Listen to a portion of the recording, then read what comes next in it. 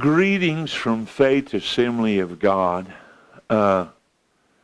We've had a death in the Hughes family. A cousin, John Hall, passed away, and we'll do his funeral this week.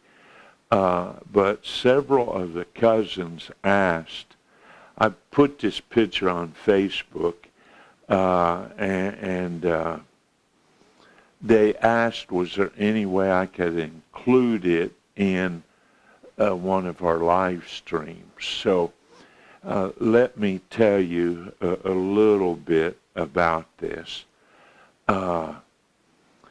This is the house that my dad was raised in. My dad was actually born in this room here. My dad's a twin, was born February the 7th, 1931.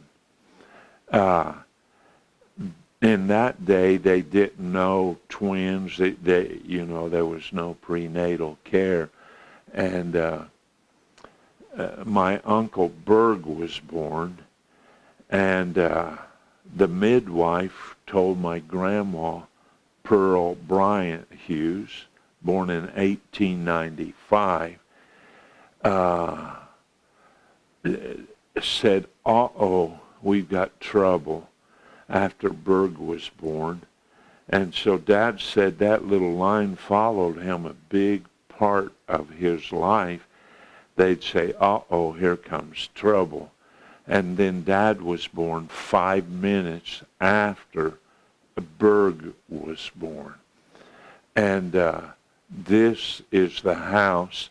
It was a log house built in the 1840s.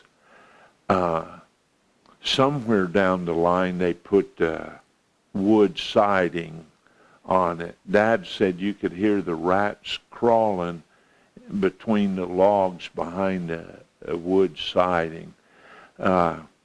And I'm doing this, you don't have to watch this. We're going to have a lesson after this, but I'm doing this especially for my family. Though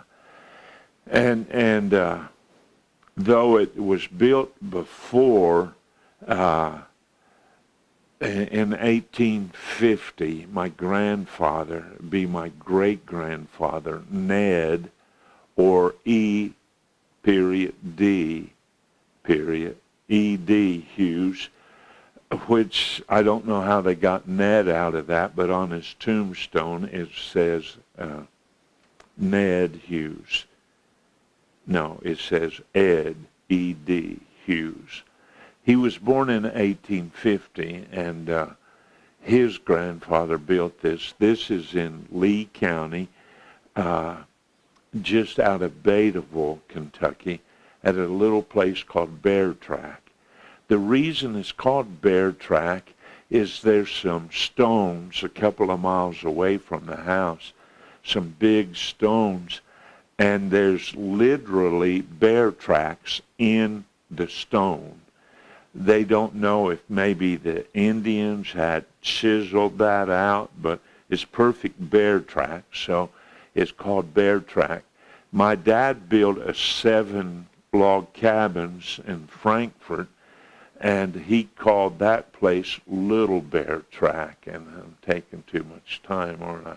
I remember this house very well. My grandfather died in 1962, which would have made me 11 years old. Grandpa died in this room right here. They basically lived in that room, especially in the wintertime. Every room had its own fireplace. But in the summer, it would be so hot. This is the kitchen. The kitchen's detached from the house, although the porch goes around. It's detached because when they cooked, they had a wood-burning stove, and it'd be 100 degrees outside, so it'd be 150 degrees in the kitchen. But when they canned and when they did all of that, it would get so hot. So that's why the kitchen was detached. And in the winter time, it would be so cold that during the night, when the fire would go out in the stove, the water would freeze in the kitchen. And Larry has it on it. Right here, you'll see the churn. My grandma, Pearl Bryant Hughes, again born 1895, she would churn out here. In my time, the old churn was replaced by, I don't know, a gallon and a half glass jug that had a gear crank on it, and you would turn the crank and that would spin the paddles, and that's how you would make butter. Most of our time, if the weather was anywhere decent, we stayed on this porch right here. And you can see the well and the bucket on the well. All the water came from the well. You had to carry it by buckets. And there was no electricity, even in my lifetime, no electricity there. And they used the well as a refrigerator. They had a metal basket that they would let down in the water to keep the milk and butter and stuff cool. There's a porch on the angle we're looking at this, and again, my dad painted it. You can see right here where he signed. But this porch was facing towards the church, which was maybe 2 miles from their house. And an old man named Art Stamper lived in a house right down the hill here. And Art Stamper was like our family. He would drive him to the doctor and to the grocery store and things like that. They only went to the grocery store once a month. And again, I'm telling this, some will be interested, some won't be. I remember well going and visiting Grandpa and Grandma Hughes. His name was Charles Tyler, but he went by C.T. Hughes. He was born in 1878, and I believe he was 81 or 82 when he died. He was 53 when my dad and Berg was born. And I remember well going, there was a strawberry patch right here. And Grandma would not let me pick strawberries very much because I ate more than I put in the bucket, in the little bucket. And the barn was to the left, and again, no electricity. And my grandfather always said when they put electricity in the house, that the house would burn down. He died 62. Thereafter, Grandma had electricity put in the house, and it burned down. It burned down to the ground. Nothing left. The old well is still there, but there's nothing left. They would go down on Saturday night to Mr. Stamper, Art Stamper's house, and listen to the radio. That was the big treat of the week.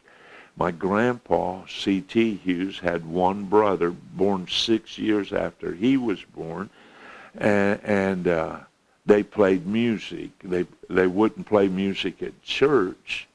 Their church did not believe in music, but they would play at barn dances, and people would clear out their house and had barn dances in their house. They played the banjo and the fiddle. And that's just a little of my family history. And again, I probably wouldn't have done this, but I was asked by some of the cousins if I would explain about the home place. I am the second grandchild born to C.T. and Pearl. My dad, Wade Moss Hughes, they all called him Moss. He didn't like that name, but they called him Moss. My grandfather Hughes was 53 when my dad was born. I remember well the funeral. They brought Grandpa back to the house, 1962, and he was laid out. He was laid out in this room right here, and we slept. My older brother is 10 months older than I am. We was born the same year. And my cousin Debbie, which Saturday we went to my cousin Debbie's 50th wedding anniversary in Cincinnati. We slept in the bed there, and when we raised up, we could see Grandpa laying in the casket, had a little sheer thing over him. And my cousin Debbie told me Saturday in Cincinnati, she told me that I scared her to death because she didn't know where Grandpa's feet was. Of course, the lid was there. But we just wanted to take a second and explain this. There was a cherry tree. I'm taking longer than I planned. There was a cherry tree right here that my grandpa ordered from a catalog. It grew up and become a good shade tree to the house. One day they were sitting out in the porch, and my grandpa got the axe and went and started cutting down the cherry tree. And my grandma Hughes got mad at him and asked why he was cutting down, said, you know, that's good shade to the house. And he said to my grandmother, he said, Pearl said, I bought that tree for cherries, and we've had it for years now. It's never had one cherry on it. And said, I'm cutting it down. And he did cut the cherry tree down. And I guess that's Bible. Trees come either for fruit or they come for wood, for firewood. And again, they had a fireplace. They, as a whole, heated the fireplace with coal. A man came twice a year with a truck of coal and dumped it out there. So that's where we're at, and part of this is probably brought on because we've talked with cousins quite a bit lately, as our cousin died Sunday night in New Albany, Indiana, and we've gone up and played music for them and prayed with them and visited with them. And some of the other cousins asked about their uncle, no, their grandpa, their great-grandpa, Floyd Hughes, I mentioned was born, my grandpa, 1878. 6 years later would be 1884.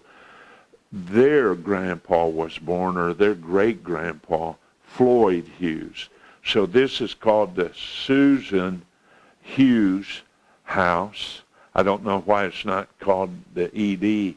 Hughes house, but it's called the Susan, which would be my grandfather's mother, be my great-grandmother. And there was a post office in the house. You'd go in from the front porch. You would go in there.